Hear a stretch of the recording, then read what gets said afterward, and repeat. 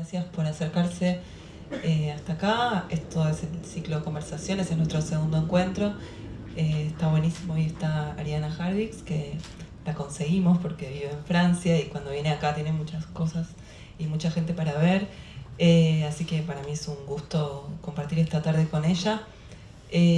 Bueno, yo les cuento un poco que, un paréntesis muy breve, leí el primer libro de Ariana, Matate Amor, en 2012 cuando salió. Yo trabajaba en La Bestia Equilátera y me lo recomendó efusivamente Maxi Papandrea diciéndome: Mare, lee esto, acá hay algo nuevo, te va a gustar. Me encantó, realmente me sorprendió muchísimo. Era un libro que en ese momento salía en simultáneo en España, en la editorial Lengua de Trapo, y acá en la editorial Paradiso, con 500 ejemplares, así como... 300, acá dice 500, me parece. Bueno, cuestión que lo leí, me gustó, lo reseñé, que a veces es difícil encontrar espacio para reseñar primeros libros. Lo reseñé para las 12 en esa época. Y después la seguí a Ariana en cada libro que fue sacando. Siempre me interesaron mucho. El resto los editó, los publicó en Mar Dulce, con Damián Tabarovsky, que es el editor. Y también fui a ver, por supuesto, cuando se estrenó la más teatral de Matate Amor, con Marilu Marín y Erika Rivas. También le voy a preguntar más adelante por eso. Y bueno, hasta esta última novela, que también la esperaba, sobre todo porque pasaron 4 años desde Precoz, que es la novela anterior, y me intrigaba un poco saber hacia dónde había ido Ariana, porque un poco ya venía diciendo o anticipando en algunas entrevistas que se había terminado una suerte de trilogía que arman, como decíamos, Matate Amor, La débil mental y Precoz.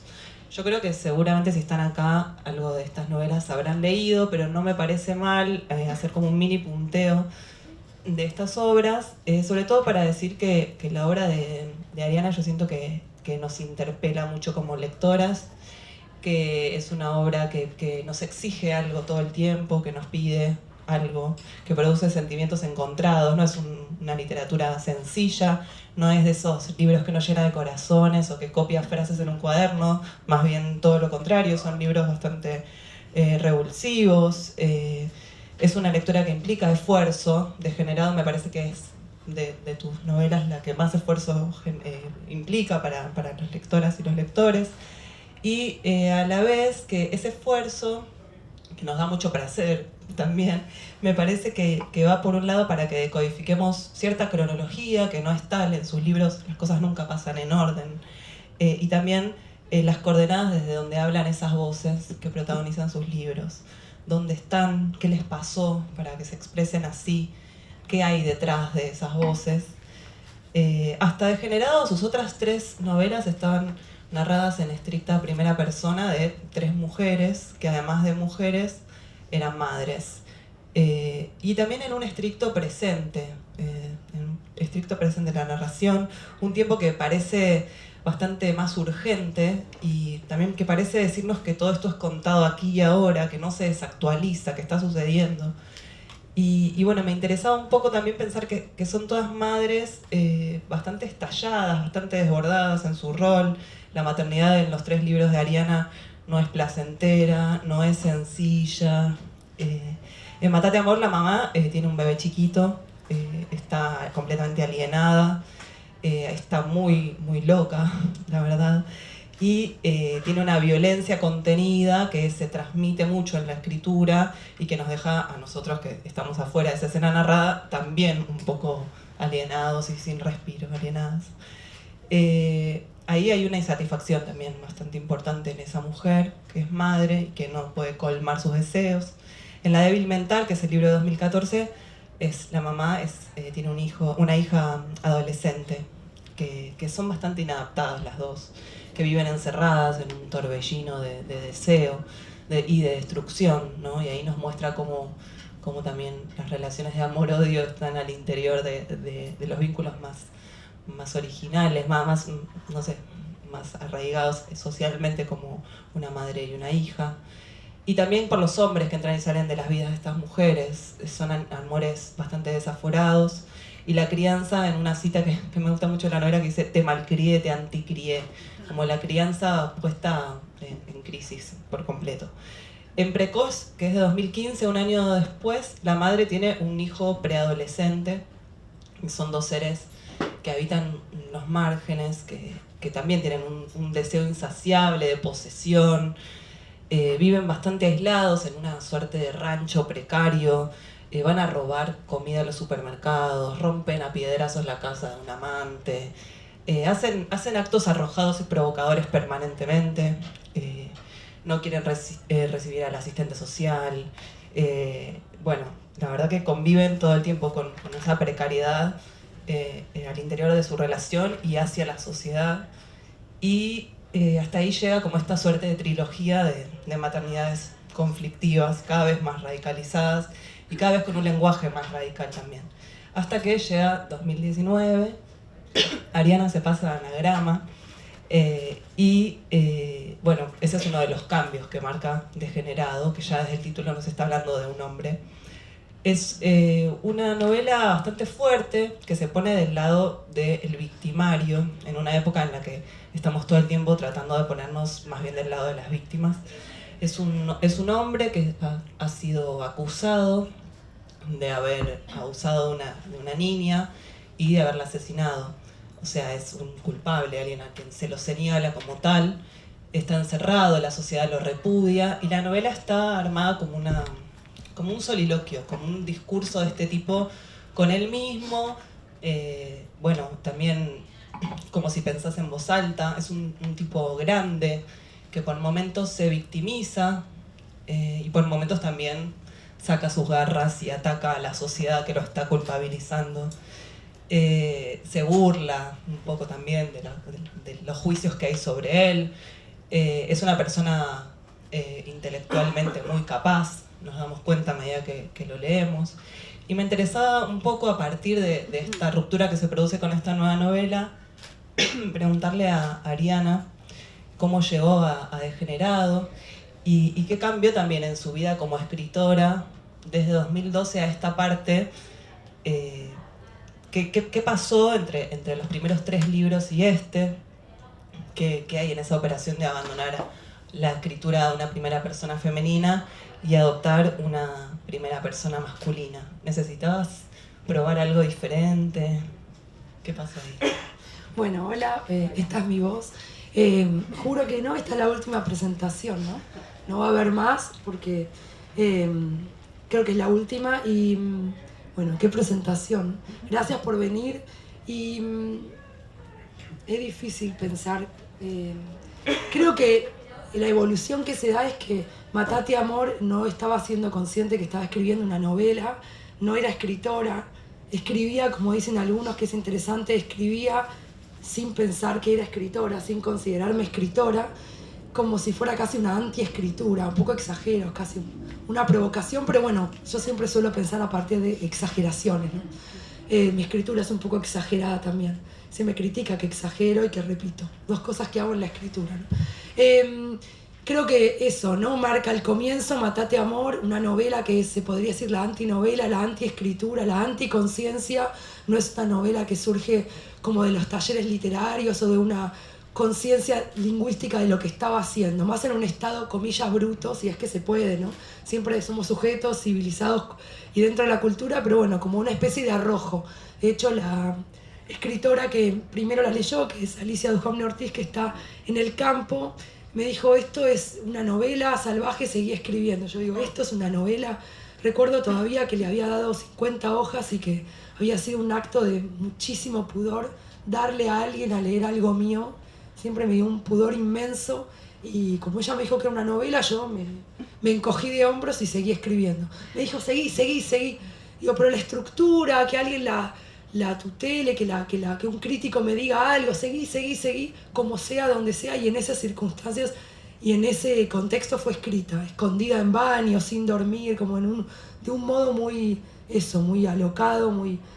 Pero luego ya vino más conciencia, como la evolución que por ahí tiene un lector, no sé, deberían decir ustedes, pero como lectores somos cada vez más conscientes y cada vez más inevitablemente conscientes de verlo todo. Así me parece que es el camino de la escritura. Es siempre una pugna, una lucha entre la hiperconciencia de lo que uno está escribiendo y ese arrojo, ese abandono que hay que tener para escribir, ¿no? La débil mental entonces ya es hay un poco más de conciencia de que estaba escribiendo algo que era literatura, y no cine, y no teatro, y no poemas, y no un diario, y no un diario de guerra, y no cualquier otra cosa que iba a ser destruida después. Y como decís vos, es verdad que hay una radicalización en la forma, ¿no? Matate Amor, las tres son narrativas, pero ya la de mental explota y explora un poco más el aspecto teatral y la brevedad y la poesía. Precoz puede llegar a ser un poema lúgubre, largo. No sé, ya cada vez más, ya no hay espacios entre los capítulos. Cada vez más al corregirme los editores me dicen, pero esto no se entiende, esto no quiere decir nada, esta palabra no la RAE, no la reconoce, el Larousse tampoco. El Word de la marca. El Word, la marca, gracias, ese fue un lindo, lo voy a anotar. El Word, la marca en rojito. Y bueno, y todos los libros tienen, no es una canchereada, ni una pretensión, ni una petulancia, pero todos los libros tienen palabras que no quieren decir nada. Ahora me doy cuenta en la edición ecuatoriana de Matate Amor, por decir un detalle, que mi editora amiga me dijo, ¿qué es Edes? ¿Con H o sin? ¿Qué quiere decir? Porque en Ecuador no la usamos, no, acá tampoco la usamos en Ecuador. Y bueno, y queda así. Son perlas o gestos excéntricos, pero que hacen sentido con lo que para mí es escribir, que es siempre tratar de hacer un atentado, ahora que vivimos, bueno, siempre vivimos en era de atentados, pero Degenerado fue escrita en el contexto de los atentados de Francia, que ahora les diré. Siempre para mí escribir es un intento de atentar contra la lengua, ¿no? Que ya hablaremos de mis lecturas de adolescente, pero lo más posible, esa frase de Cortázar, y si no es de Cortázar, a mí me llegó que era de Cortázar, aprender la gramática para romperla. Como que yo nunca, sí di clases, pero si diese clases diría eso. Aprendan todo, aprendan la gramática, lean para destruirlo todo, ¿no? Que ya después hablaremos de cine, que es lo que me gusta que hagan los cineastas, ¿no? Todo lo que se aprende es desaprenderlo. Es sistemático, ¿no? Y bueno, y Degenerado creo que la gran diferencia es todo, la gran diferencia. Ya Degenerado la escribo como una extranjera. Obvio que soy argentina, la acabo de decir canchereada y digo lluvia, y soy recontra argentina en la escritura también, pero hay como una exploración de decir, bueno, vivo hace más de una década en Francia, me voy a hacer cargo de eso. En todas las novelas está, pero quizás acá más. Degenerado fue escrita mitad en francés, mitad en español, en porteño, en un francés malo, en un porteño o en un español malo, y quedó así. Y yo digo, ay, pero ¿cómo se va a leer? ¿Cómo se va a recibir esa novela doble? Y después me pareció, hablándolo, que no hacía falta dejar el francés, que el francés igual está. Después les voy a leer un fragmento. El francés está, quiera o no, el mal francés, el francés de un inmigrante, mal francés para ellos, ¿no? Para la corrección de la lengua, que no es lo que me interesa. Entonces saqué el francés y quedó, como verán, si la tienen, si la leen, toda en español, pero un español ya pasado por el filtro, ¿no? Con los lentes de haber pasado por otra lengua. Y creo que Degenerado se diferencia de las otras en este intento obvio de ir a la voz de un hombre, que lo hablaremos, de un personaje hombre, y en este intento de hacerme más cargo de que mi literatura es una literatura de traducción, ¿no? Sí, y también en una entrevista vieja, pensando también en la génesis de este personaje masculino, asesino, pedófilo, digo, es difícil tomar esa voz, apropiarse de esa voz, es una voz que lastima, que molesta, que me parece que nos cuesta leer, y me imagino que también debe haber costado escribir. Encontré en una entrevista vieja que te interesaban algunas figuras de la realidad, digamos, que habían pasado por algún tipo de condena social similar. En un momento mencionabas a Chabán como un tipo que fue juzgado públicamente, que murió en la cárcel en la precariedad total, con una carga de la sociedad muy grande ante él. Y creo también que hay mucho morbo como lectores en general por querer acceder a esas mentes criminales. Hay un montón de libros desde Carrer para acá, hay un montón, y antes también, sobre esas vidas que se van por completo de la norma, y por eso también se vuelven tan atrayentes para nosotros.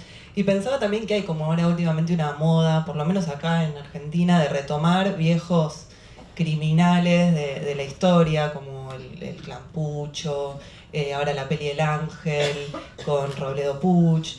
Pensaba en la serie Monzón, que también fue un femicida, no solo un boxeador muy famoso, estetizándolos, ¿no? Como estetizando esa violencia. Y no digo poniéndose del lado de ellos, sino mostrándolos desde otro lugar. Y entonces llenan salas de cine. El chico que hace de Robledo Puch es divino y todas esas cosas, ¿no?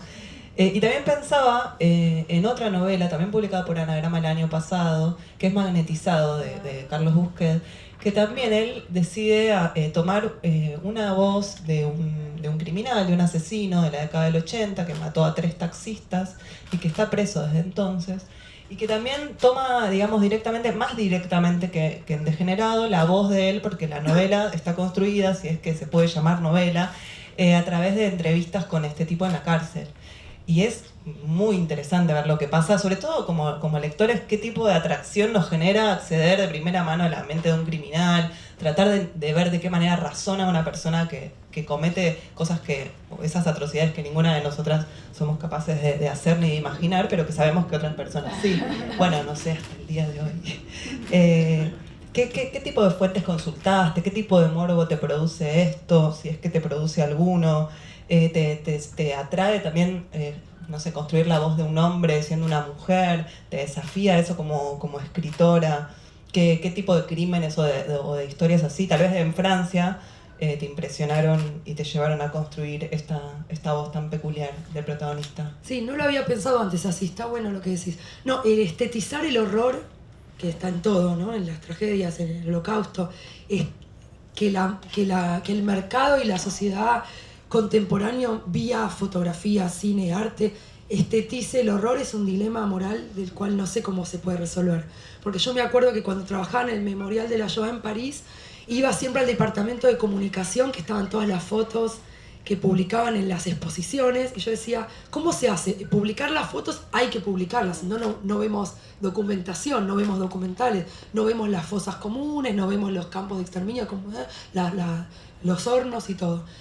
Pero no podemos negar que ahí donde la cultura está, donde está la cámara del ojo de la fotografía, hay una estetización, incluso de los alambres de púa, de lo que sea. Y es un dilema moral que yo no sé cómo se resuelve, ¿no? No sé cómo resolverlo incluso en la literatura. Yo traté de no tomar ese camino que vos decís de cierto cine. No vi la de Robledo, pero de cierto cine donde el criminal, además de ser un criminal, es cool. Y está, no las vi, pero entiendo a lo que vas. O son sexys, o son apetecibles, y tiene algo de rockstar ¿no? del aura. O que es una persona común que nadie imagina que puede hacer eso y de repente da el mal paso, ¿no? Claro. Este tipo ya es más oscuro, tu protagonista. Claro. A mí no, me interesa muchísimo que, como antes les decía, romper la forma, atacar la forma, tratar de, después le diré más precisamente, torcer la frase o el sentido lo más posible. Me interesa lo mismo con los personajes. No hay nada que me interese menos que un personaje o una situación normativizada, socialmente aceptada. Lo que me interesa es siempre el otro lado. Entonces, Carrera en ese sentido, El adversario, que hubo tantas versiones fílmicas, ¿no?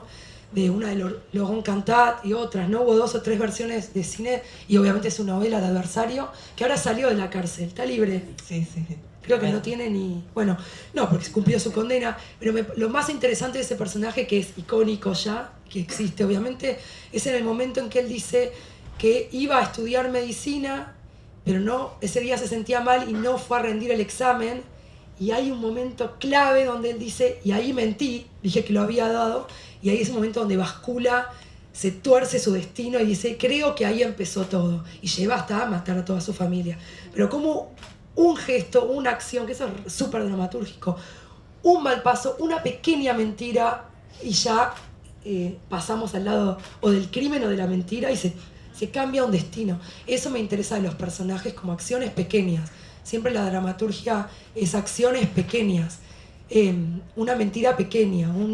Entonces, lo que me interesaba de Degenerado, que es cierto que hay toda una tradición, leí la novela de Carlos Busquets, y después me nutrí, no sé si de nutrir es una palabra espantosísima, pero digo, me alimenté, tampoco me gusta, es el mismo. Bueno, lo que hice, tratar de ver que de noche y día, ver documentales, leer diarios, de juicios actuales a pedófilos nuestros, que están ahora en juicio o en sala de espera o encarcelados, los puedo nombrar, los conocemos, o también pedófilos, que hay muchísimos, y que están siendo encarcelados en Francia. Y escuchar la retórica, lo que se trata es eso. Yo no soy experta en pedofilia, ahora se me asocia, ¿no? Se googlea mi nombre y antes era maternidad de disidentes, madres asesinas de niños, y ahora está buenísimo porque es con la pedofilia. Cambiamos. Pero por lo menos no es más de asesino. No, obviamente que siempre hablamos, no, yo no vengo acá a hablar de pedofilia, sino habría que traer a alguien experto. Esto es literatura, o intenta hacer literatura y hablar de forma, de estética, hablar de construcción. Lo que me interesaba es ver qué retórica tienen los acusados, porque como vemos hoy que el hombre está siendo acusado, el hombre contemporáneo se siente, yo lo sentía en Francia, pero acá ya es como, bueno, en otros países latinoamericanos también, cualquier otro país, pero acá es impresionante e interesantísimo lo que pasa en la Guerra Fría, pero la guerra entre géneros, en todo, en el arte y en lo doméstico, en una cosa y otra. Entonces me interesaba ver qué pasaba con el hombre siendo acusado. Barreda es el rockstar de los asesinos. Se lo nombra casi... Sí, hay fanáticos. El Che Guevara de los asesinos de mujeres. Pero digo, de Barreda para acá, me interesaba darle voz y pensar cómo piensa hoy un hombre que está siendo acusado y cómo arma su discurso de defensa, ¿no? Eso me parecía muy literario, muy interesante para pensar. Sí, además, bueno, vos tenés una formación en cine, en guión, en artes combinadas, en literatura comparada, o sea que toda esa mente me imagino que le enseñan a uno cuando está aprendiendo a escribir un guión de fórmula, vos la haces estallar por el aire. Eso a mí me encanta de tu literatura, que es bastante impredecible, que rompe toda cronología, que nada es sencillo, nada es transparente, hay muchas capas de sentido y la experiencia de lectura también es muy transformadora en ese sentido, en ese nivel. Pero también pensaba que hay varias, sobre todo, no sé, estaba pensando en Precoz y un poco en Degenerado, que tomas elementos de la contemporaneidad. En Degenerado hay varias referencias.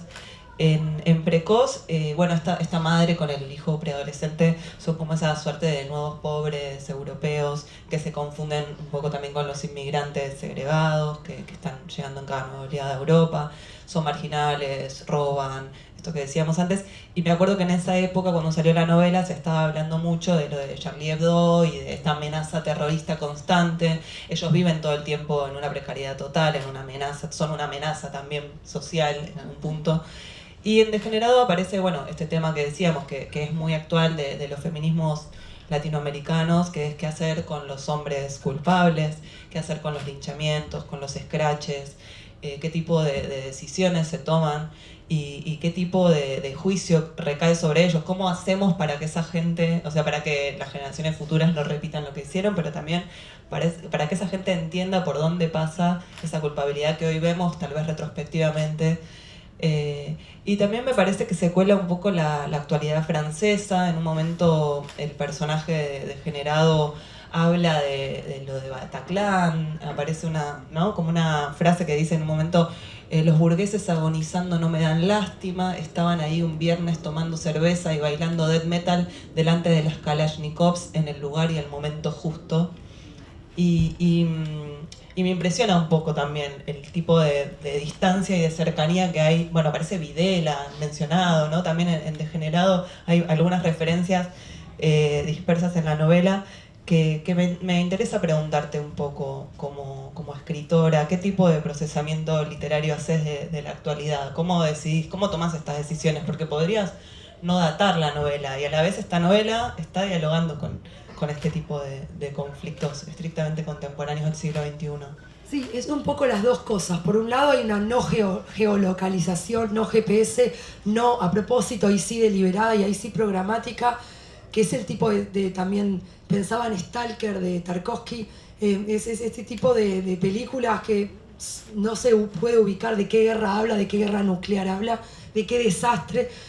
Hay una crisis espiritual, pero bajo qué régimen no se sabe. Por un lado es cierto que no hay una localización, no hay un tiempo, no hay un país. Pareciera que esto sucede en un tiempo otro, hace 1000 años y ahora. Y por otro lado, por supuesto, está lleno de marcas de contemporaneidad, lleno de signos, gestos, en lo lingüístico una vez más, en el modo del habla y obviamente esto, el Bataclón, ¿no? Hacerse cargo de las Kalashnikov. Ahora que pienso en las Kalashnikov, pasé días enteros viendo modelos de Kalashnikov para ver cómo son, si hubiera podido, las hubiera agarrado. Sé que no es para hacer literatura verdad, pero también además de inventar la Kalashnikov, verla, pensar cómo se siente. Dos cosas. Primero pensaba qué difícil que es ser contradictoria y es lo único que me interesa a mí. Cuando escribo no me interesa hacer como una literatura ideológica de lo políticamente correcto. Pienso en el cine del alfonsinismo cuando vino la democracia, que todos lo vimos y estaba muy bien políticamente, pero no es el cine que me interesa a mí. Pienso más que me interesaría más Lucrecia Martel o otro tipo de cines que se hacen cargo de contradicciones y no tienen un signo ideológico, ¿no? Y lo mismo en la literatura. Entiendo este contexto, pero digo, qué interesante es ver que él acuse a las víctimas, que no sienta piedad por las víctimas del Bataclón, pasarse al discurso contrario, ¿no? En no tener una adhesión ideológica por mis personajes. Y eso es todo un trabajo y es difícil de componer, una voz desde la contradicción política, ¿no? Sí, desde una ética completamente rota. Exacto. Y a la vez, bueno, que tiene su verdad. Y después, bueno, por ejemplo, este personaje tiene una infancia que parecería más francesa que argentina. La infancia de guerra de remite más a guerras europeas o a construcciones del imaginario del cine francés, los 400 golpes, la guerra de los botones, Le Petit Nicolas, como películas que yo hubiera visto si yo hubiera nacido en Francia. De un imaginario que no es el imaginario del 77, que obvio yo nací en dictadura, bajo imperio, Videla, etc. Entonces toma como la infancia prestada de lo que hubiera sido un degenerado europeo, pero haciéndose cargo de que los genocidas de él también son silingos, están los vuelos de la muerte. Entonces es como si fuera él un receptáculo de odios de sociedades cruzadas, ¿no? Eso pienso, que ya la novela tiene una identidad borrosa, mixta, ¿no? Sí, a mí me intriga mucho de vos este tema de haberte ido de acá, de Buenos Aires, seguir estando presente, digo, publicando libros acá, pero me imagino que en 2007, cuando te fuiste, tomaste una decisión de haberte ido, por un lado, de este campo cultural que era Buenos Aires, pero tampoco te fuiste a París, digamos, no hiciste ese camino necesariamente de, bueno, me quedo en París, me constituyo como escritora en el mercado de escritores de París, sino que te fuiste al campo, que ninguno de nosotros sabe qué características tiene ese campo más que lo que podemos pescar en las novelas. A mí me genera bastante intriga porque también... Venite. Sí, no, porque acá una tiene la dicotomía campo-ciudad y campo es una pampa, como que no hay casas, hay vacas y me parece que el campo en Francia debe tener otras características que tal vez no están tan... no sé, no tienen tanto que ver con el aislamiento que una podría sentir yéndose al campo acá. Pero todo esto que vos decís del cine, no sé, me imagino como la escena de escritura, vos mirando películas, tomando notas, entrando a internet, escribiendo, criando a tus hijos.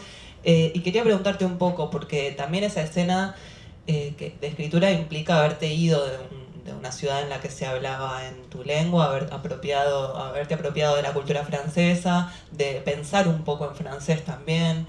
Que, no sé, tus hijos sean criados en escuelas en francés, como hacer convivir esas dos culturas y cómo se genera en tu literatura ese switch entre las dos culturas y las dos lenguas.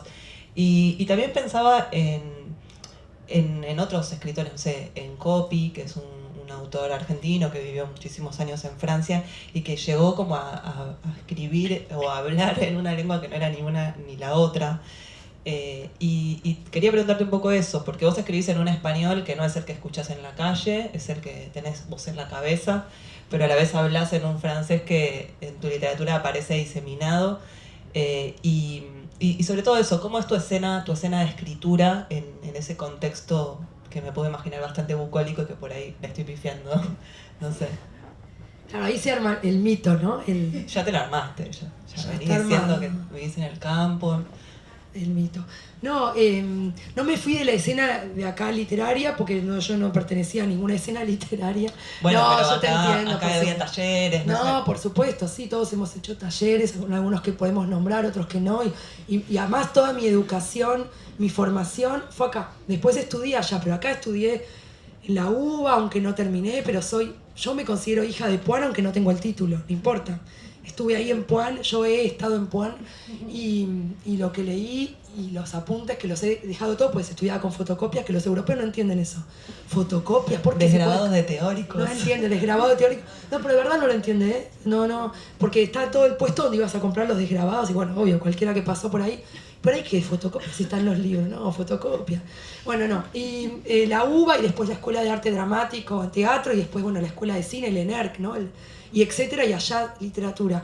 No sentí yo, entiendo lo que decís de la escena política, la escena literaria, yo sentí que yo no pertenecía a nada, no es por hacerme la outsider en absoluto. Yo daba clases de cine, pero no sentía que pertenecía a nada. Lo poco que había escrito para mí era como si estaba firmado por mí, pero no era yo la que lo había escrito.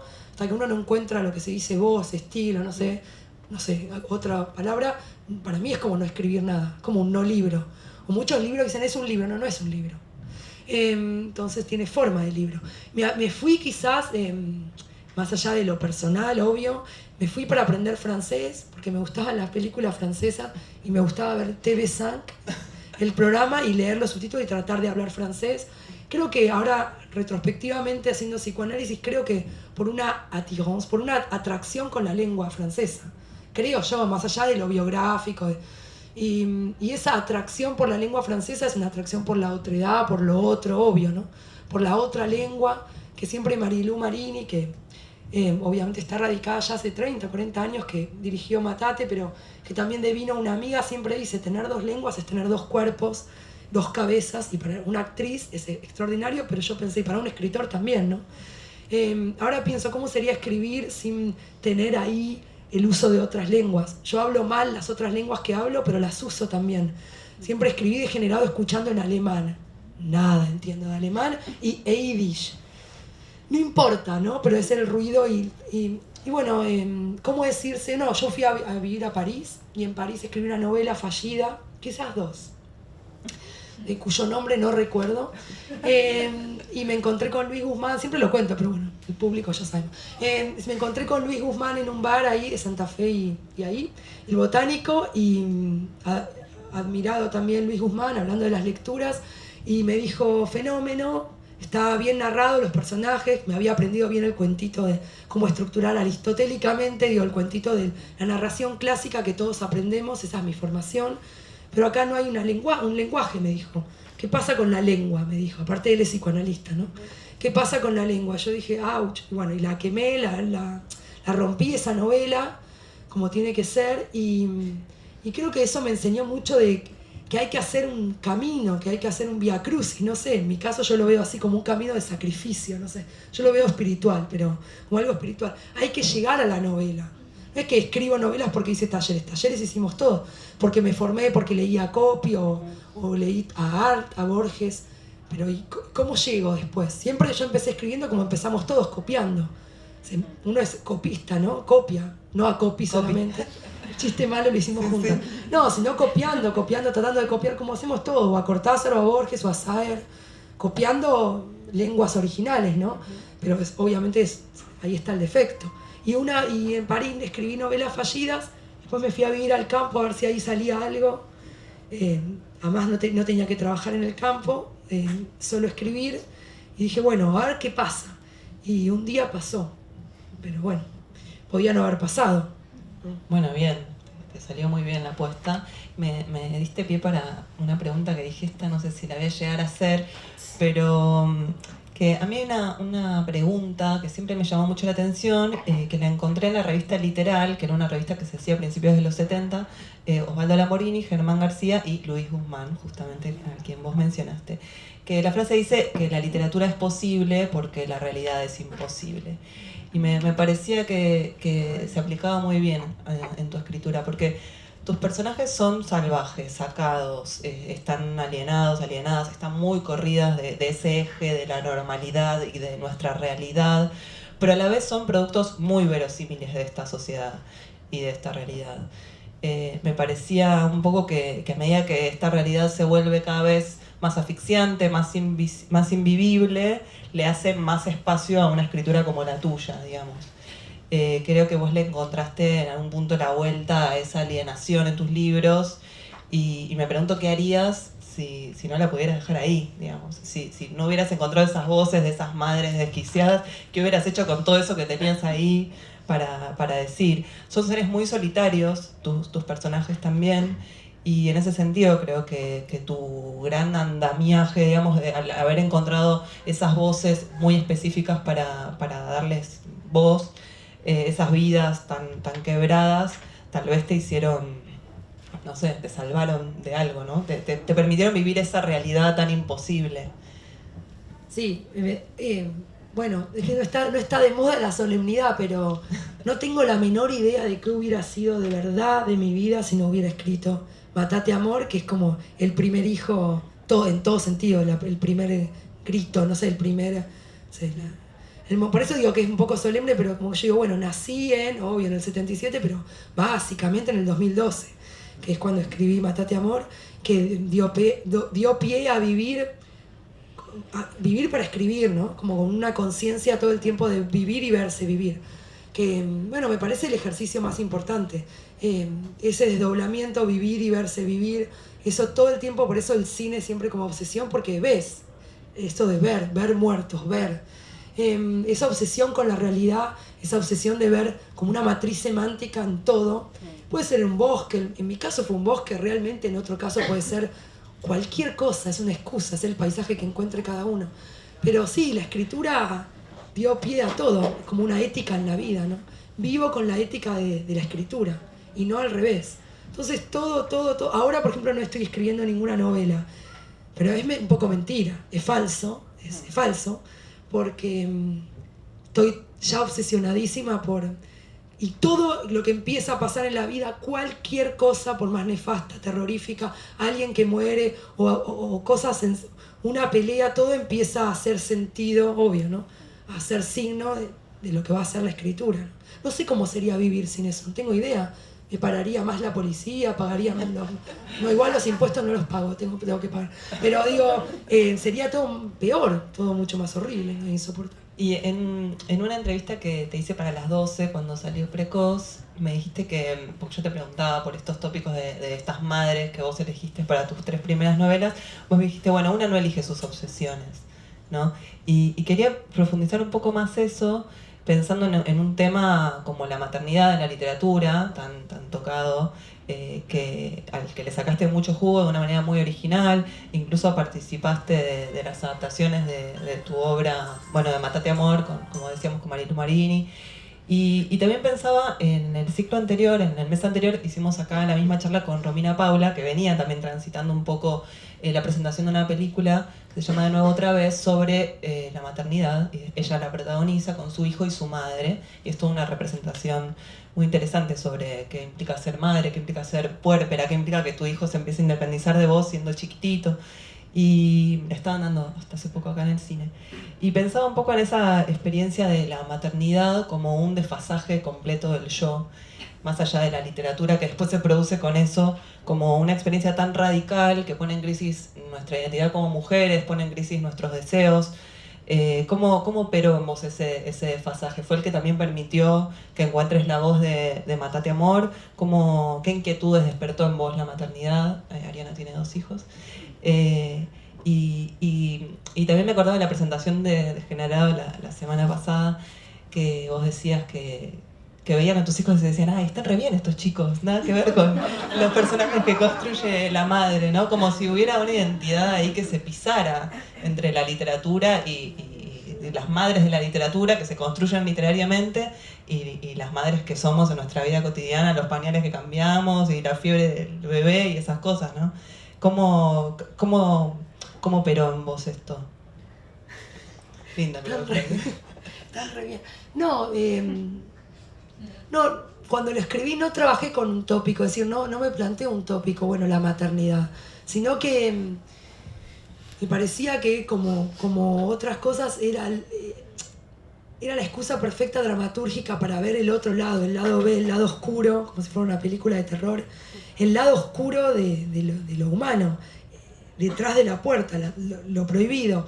Y en ese sentido, todo el estado al que lleva la maternidad, que puertas adentro, que no es lo socialmente aceptado, ese otro lado B de lo que la cultura muestra, ya sea en la violencia conyugal, ya sea en la maternidad, ya sea en la extranjería o en la guerra, era lo que me interesaba explorar. No estaba siendo consciente que estaba mostrando escenas que podían ser repudiables. Después pasó mucho en muchos países, bueno, en México, en Perú, ahora en Rumania, en Polonia, bueno, ahora va a salir en Irak, que hay, bueno, ¿Cuál etcétera. va a salir En Irak ahora, después de Mátate Generado, Amor. y después me cuelgan en San Claro, Sebastián. te van a buscar. Primero Te van sale... a buscar al campo. Bueno, está bien. No, pero en serio. Vos con las Kalashnikov. Con las Kalashnikov adentro. No, pero está bien porque es cierto, en Irak, en el árabe de Irak, porque después me explicaron, no, Marruecos no se va a entender el árabe de Irak. Digo, van a leer esto. Sí, después de Generado. Parecía rarísimo. Bueno, pero, o en Israel, ¿no? Que está la obra hace 2 años. Bueno, lo trabajamos un montón con Erika, que está acá, hicimos la obra de teatro, y con Marilu, que es lo más difícil de todo, por eso digo, es lo más difícil provocar eso en el efecto literario. Es lo que decía antes, qué difícil es provocar la contradicción y sostenerla, provocar que esa contradicción exista, ¿no? Mostrar mi idea era mostrar todos los claros oscuros de la maternidad, el estado al que lleva, el estado de alteración, y ese estado alterado en la lengua de Mátate Amor es el estado alterado de la conciencia del personaje, ¿no? Después también Mátate Amor es una novela sobre extranjería, ¿no? Otra vez lo mismo, sobre alguien que se pregunta cómo hay que hablar, qué hay que decir, cómo hay que vivir para ser aceptado, ¿no? ¿Qué es lo que hay que hacer para que acepten cómo... Esto pone en crisis todo eso, ¿no? Otra vez poner en crisis la normalidad. No sé qué otra cosa se puede hacer escribiendo que una y otra vez reproducir un estado de crisis de lo que se supone que es normalidad. Igual lo que me pasa a mí, no sé si le pasa a otros escritores, no les pregunté esto, que es que dicen, ay, qué procaz, qué salvaje, que ahora se puso de moda la palabra salvaje, pero qué loco, qué brutal, qué violento. Y a mí no me parece para nada violento, procaz, sórdido. Como si para mí es naturalismo. No, pero de verdad, digo, así son las parejas, así construidas, ¿no? Vuelta a literatura. Pero entonces para vos, ¿qué sí sería salvaje, procaz, violento? ¿Una película de guerra, de acción? ¿Dónde sí ves eso? No, que me parece que esto es todo. El padre, el hermano, esto es lo que yo veo, esto así son los hombres, quizás si los ves puertas adentro, dormidos, borrachos, pero ese es el comportamiento que yo observo, ¿no? Lo veo casi como un naturalismo, Emil Solá, ¿no? Pero no veo que haya un expresionismo, así en la forma, pero no en lo que se cuenta, ¿no? Claro. Y no, y me preguntaba un poco esto que mencionaste. No sé si estoy diciendo cualquier cosa. No, está bueno. No sé, me da que pensar. Pero, no, pensaba esto de tantas traducciones, ¿no? De tantas traducciones, tantas adaptaciones. Esto que vos decías, que no te sentías escritora en lo más mínimo hasta que encontraste la voz en Mátate Amor y a partir de ahí, de algún modo, no sé, te convertiste en escritora y ahora tenés que asumir ese rol, tenés que ir a ferias internacionales, tenés que hablar por tus libros que ya tienen varios años y tenés que seguir hablando de ellos. ¿Cómo te sentís con todo eso y con las lecturas que se generan de tus libros en otras sociedades, en otras culturas? No, bueno, es lo más interesante del mundo porque en realidad es interesante el efecto. Uno habla de libros que ya escribió, le debe pasar a todos. Y es como hablar de vidas que tuviste y ya no tenés. Esos efectos de desfasaje temporales, conceptuales. Hablas de un libro que ya no te pertenece, que ya no, como se desfasan las épocas, los tiempos, y a la vez los libros, obviamente, como cualquier efecto de lectura, se reinventa el sentido al leerlo. No, es interesantísimo lo que pasa en las traducciones. Yo trato de participar de las traducciones, porque hablaba el otro día con un amigo, no me acuerdo quién que era traductor, bueno, pero ahora va a haber una charla sobre traducción, que se suele en la traducción hacer como una moralización del texto, que es una mala idea de cómo traducir, ¿no? Es como la infamia de la traducción. Ahí donde no hay que hacer eso lo hacen, no todos, por supuesto, pero los malos traductores, como todos, como los malos escritores, traducen moralizando, normativizando el texto o ayornándolo, pero ayornando es como un eufemismo, lo ayorno para volverlo cómplice de la época, ¿no? Como dejándose, yo siempre digo, no dejarse intimidar por la época. Entonces siempre me decían en Frankfurt y me peleé ahí con Gabriela Cabezón Cámara, Vera Giaconi a las manos, nos fuimos. Y Carla Maliandi, no, en serio, no, pensábamos todo distinto y qué bueno, ¿no? Porque ellas decían, no, pertenecemos a una época. Bueno, yo no digo que pertenezca al siglo XV, digo no dejarse intimidar por la época, no como hacer la agachada a la época. Por el deber ser, digamos. Sí, o lo que hay que escribir, o la lectura muy empática con la época. Bueno, no, pero todo esto para decir que el otro día fui a ver Hamlet al San Martín y veía que, bueno, Polonio es lo que más sobresale, pero me contaban que muchas veces a Polonio lo bajan, como es tan procaz, tan vulgar, es súper grosero Polonio en Hamlet, en la traducción aprovechan, guiñan el ojo y le bajan el nivel de vulgaridad a Polonio. Yo digo, censura, o sea, me quedé como en el confer de eso, como si la traducción, como los efectos de la traducción como censura, ¿no? Todo esto para decir que yo trato, no soy políglota en absoluto, pero trato en la traducción francesa que sale ahora en enero, estamos ahí luchando, trato de que el francés no les sirva de excusa para moralizar el texto, ¿no?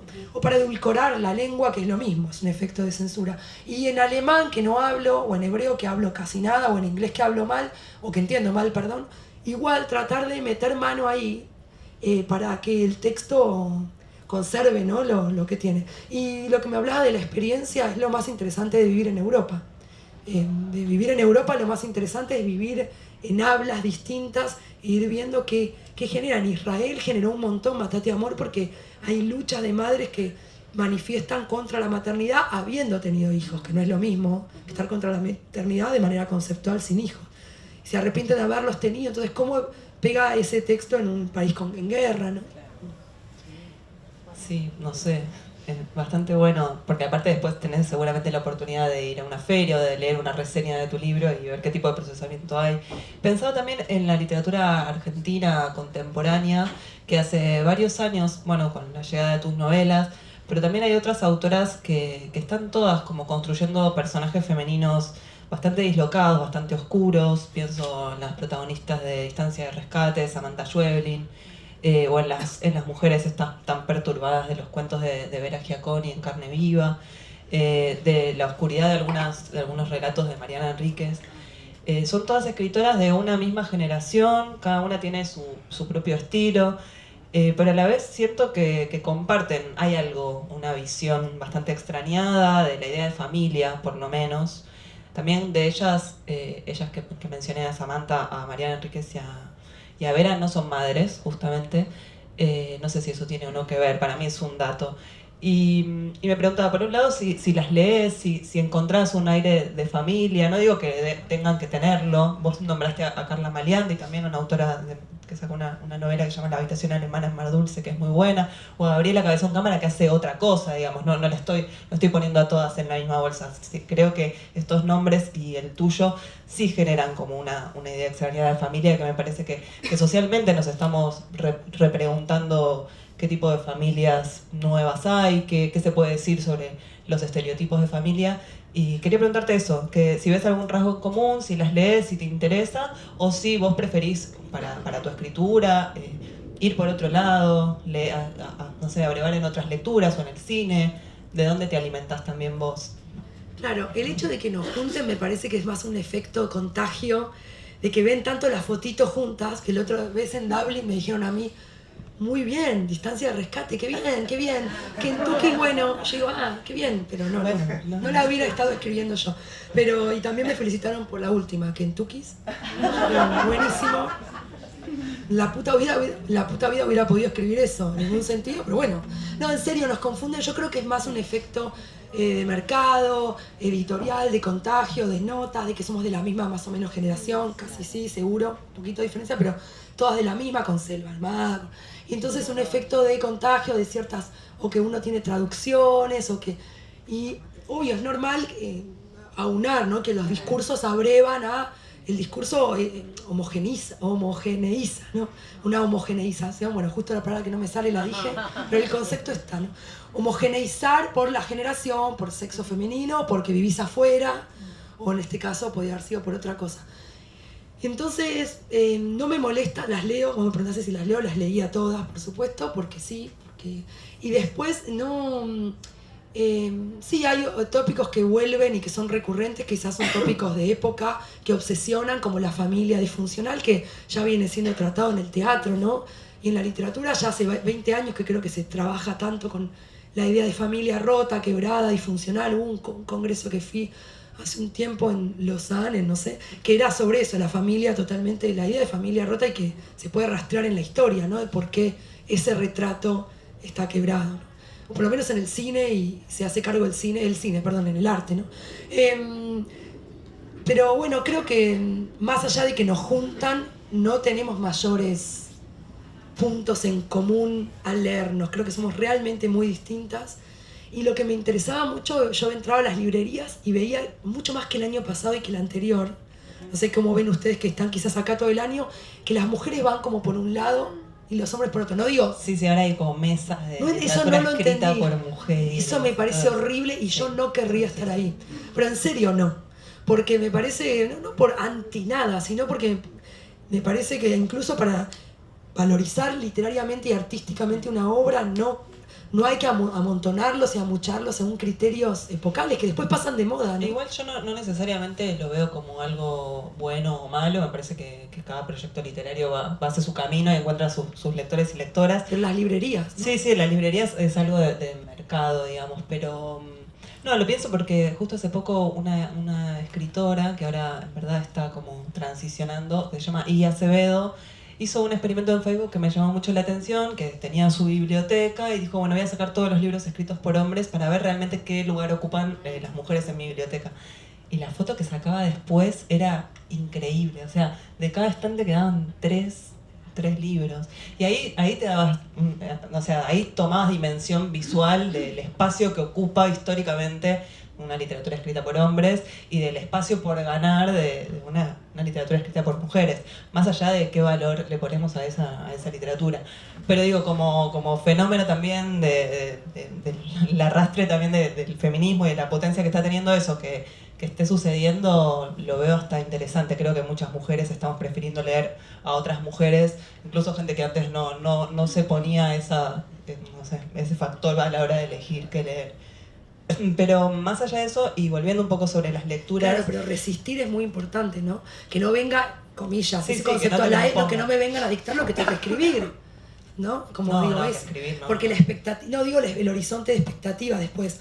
Uno sabe el lector, el editor, que es un primer lector, el editor, la editorial, el mercado, que por lo menos yo lo veo mucho en España, que se espera, y yo creo que está bueno justamente para resistir, reivindicar la escritura, ir por el lado que uno quiere, ¿no? Que la obra sea lo más anárquica que... Sí, incómoda, pero claramente vos lo dejás muy por sentado con Degenerado. Me parece que en las listas de los más vendidos vos ves un libro como ¿Por qué venías cada verano?, en el que una chica relata los abusos familiares que sufrió durante un montón de tiempo, y vos como una novela que viene a hablar con la voz del victimario, de la persona que efectivamente abusó y que es juzgada por la sociedad. Por eso me daba miedo a mí ¿Escribirlo o publicarlo? Escribirlo y que lo lea yo todo el tiempo. No, que le preguntaba a Scott todo el tiempo, pero ¿estás seguro que no me van a linchar? Linchar es mucho, ¿no? Porque no soy tan importante, pero en el sentido de que no hay una concesión, no hay... Bueno, trato de pensar el deseo más ilegal posible, lo más incómodo posible, y de otorgarle verdad, no burlarme de eso. Está buenísimo. No, porque quería hacer una última pregunta antes de pasar a otro momento breve de esta conversación, que es por las lecturas, ¿no? Porque vos mencionaste algunos autores que por ahí todas leímos en las juventudes, o algunas obras que vos sigas en el tiempo. Digo, tenés acceso también ahí de primera mano a la literatura francesa escrita en lengua original.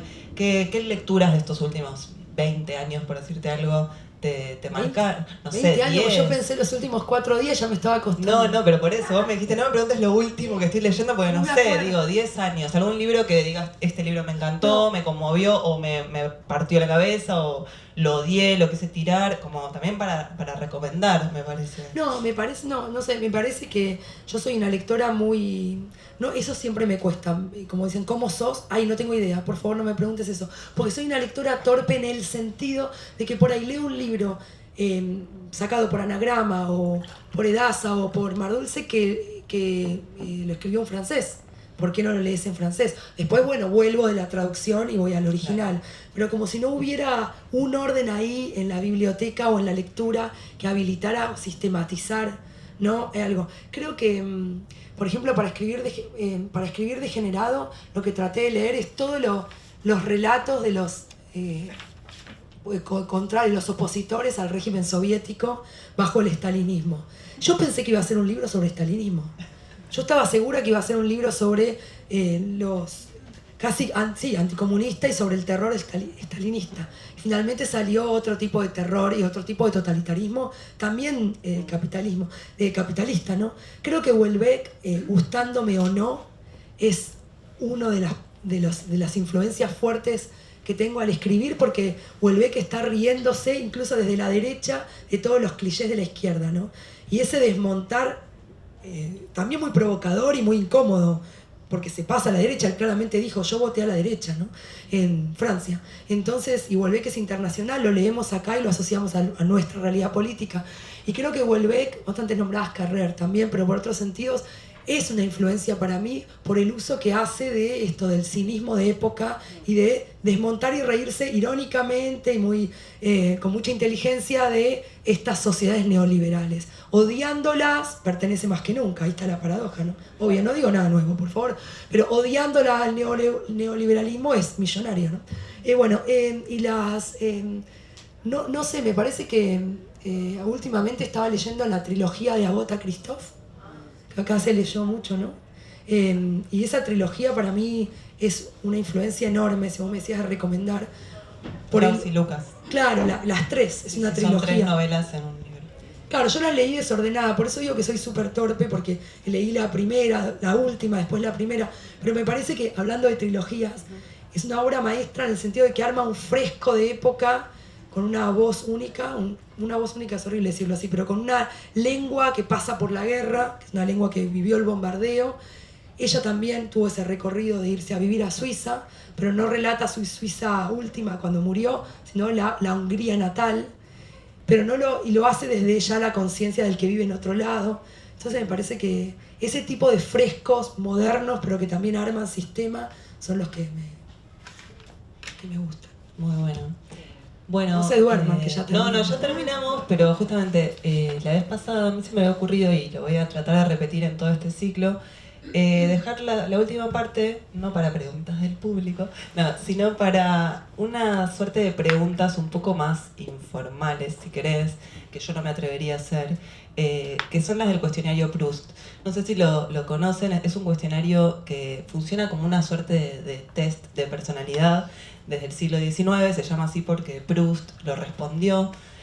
Son 30 preguntas, no le voy a hacer las 30 a Ariana, pero Proust dio unas respuestas maravillosas, por supuesto, y por eso tomó como su nombre el cuestionario.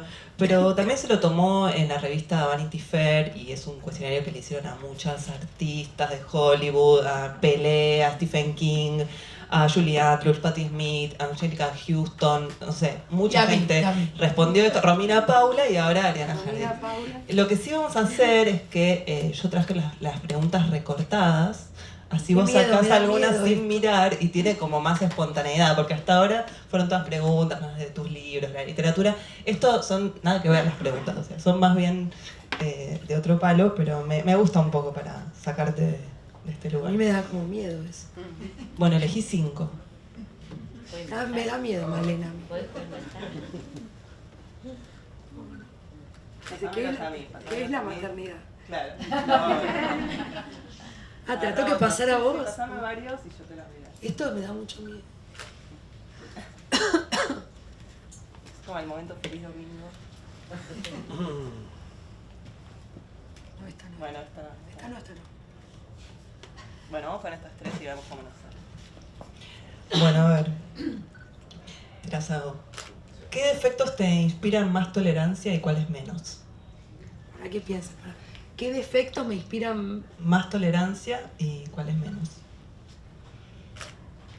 Es el momento en que se quedan callados. No, aparte hay gente que te... no, el defecto me inspira más tolerancia y... no sé si es un defecto, no, la excentricidad.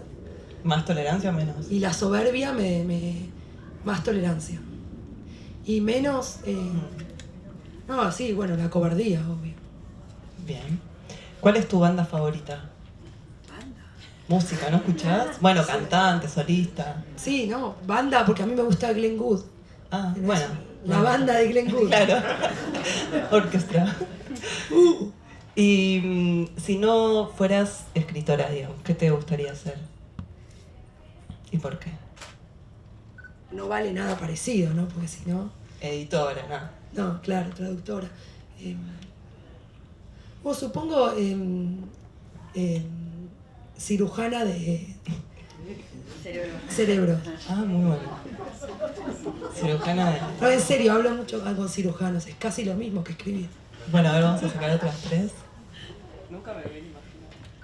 No, yo tampoco. Pensé que me decís tipo actriz y...